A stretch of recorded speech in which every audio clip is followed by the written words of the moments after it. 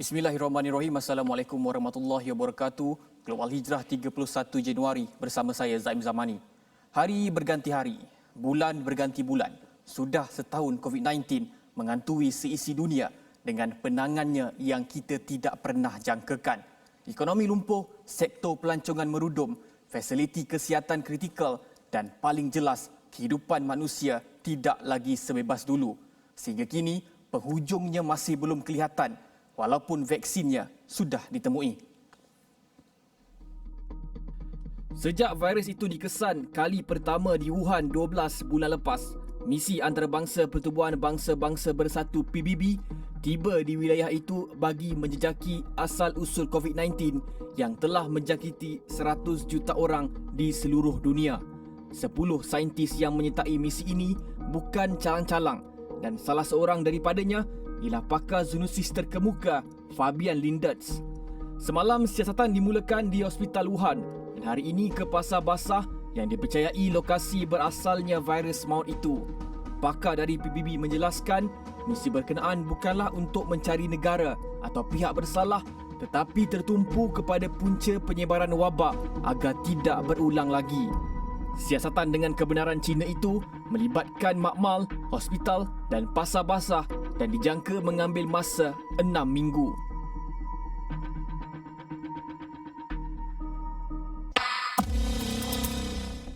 Jangkitan COVID-19 belum menunjukkan tanda reda, di mana angkanya terus melonjak dengan banyak lagi kes baru dilaporkan di seluruh dunia. Amerika Syarikat masih menduduki tempat teratas yang merekodkan jangkitan tertinggi iaitu hampir 26 juta kes dengan 436,799 kematian. Ia diikuti India lebih 10 juta kes, Brazil 9 juta dan United Kingdom 3 juta kes.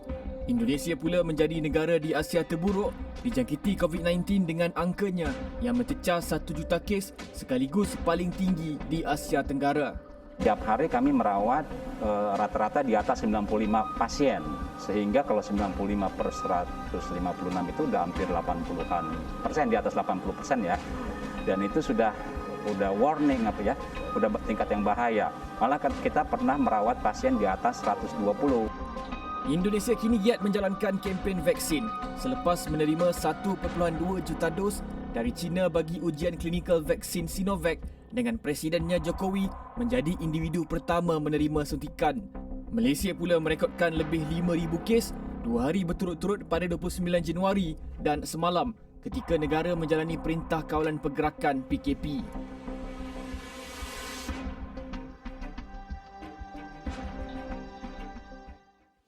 Dan kesan pandemik ini juga pelancongan global merosot teruk dengan kehilangan pendapatan sekitar 1.3 trilion dolar Amerika bersamaan 5.2 trilion ringgit pada tahun lalu.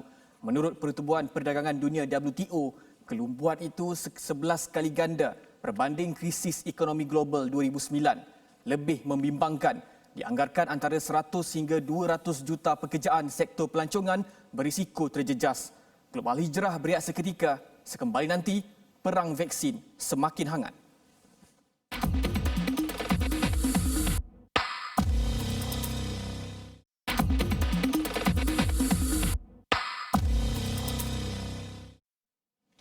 Bertemu kembali. Hubungan Kesatuan Eropah dan syarikat pengeluar vaksin sejak akhir-akhir ini nampaknya bertambah tegang.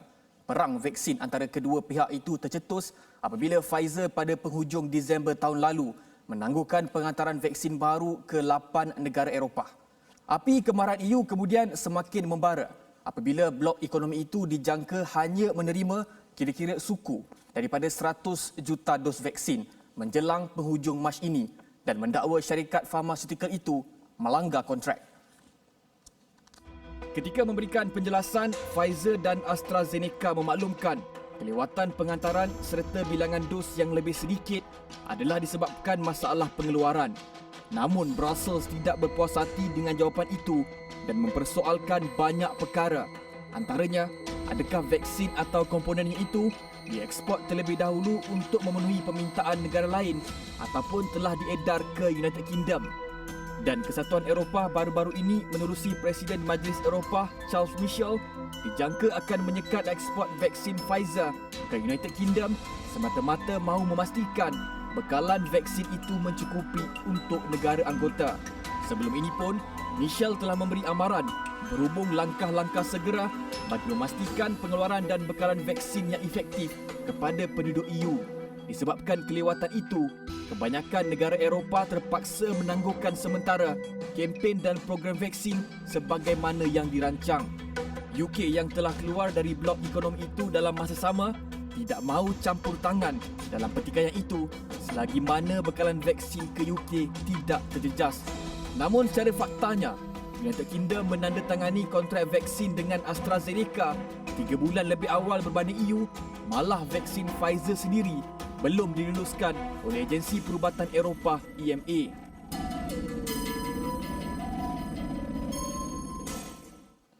Kesatuan Eropah nampaknya nekat. Terbaru mereka mengumumkan akan mengawal ekspor bekalan vaksin COVID-19 yang dikeluarkan di kilang-kilang di Blok 27 negara itu. Langkah tersebut dirancang bagi tempoh 6 minggu tetapi ia boleh berlanjutan sehingga akhir Mac depan. Pertubuhan Kesihatan Sedunia WHO menyifatkan pendekatan itu sebagai satu langkah membimbangkan di mana ia boleh menjejaskan bekalan vaksin ke pasaran dunia. Bagi EU pula, tindakan itu dibuat bagi menjamin bekalan vaksin kepada negara anggota dengan kadar segera dan telus, dan pelan ini tertakluk kepada firma-firma farmaseutical yang terikat dengan kontrak Suruhanjaya Eropah. Menerusi kawalan itu, syarikat-syarikat di EU perlu memohon kebenaran untuk mengekspor dos vaksin ke sesebuah negara di luar blok EU dan mengemukakan rekod ekspor 3 bulan sebelum ini. Langkah itu sekaligus dapat merungkai dakwaan dan tuduhan Brussels sebelum ini bahawa AstraZeneca ada mengirim vaksin di kilangnya ke Britain ketika firma farmaseutical itu mengalami masalah pengeluaran. Kemarin, EU memberi kelulusan penggunaan vaksin keluaran AstraZeneca iaitu vaksin ketiga selepas produk keluaran Pfizer-BioNTech dan Moderna.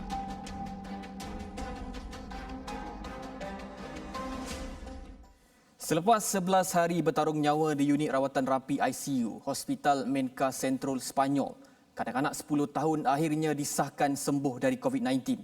Ia hasil pengorbanan petugas barisan hadapan yang menghargai setiap nyawa yang dijangkiti virus maut itu. Paparannya menutup Glob Al-Hijrah malam ini.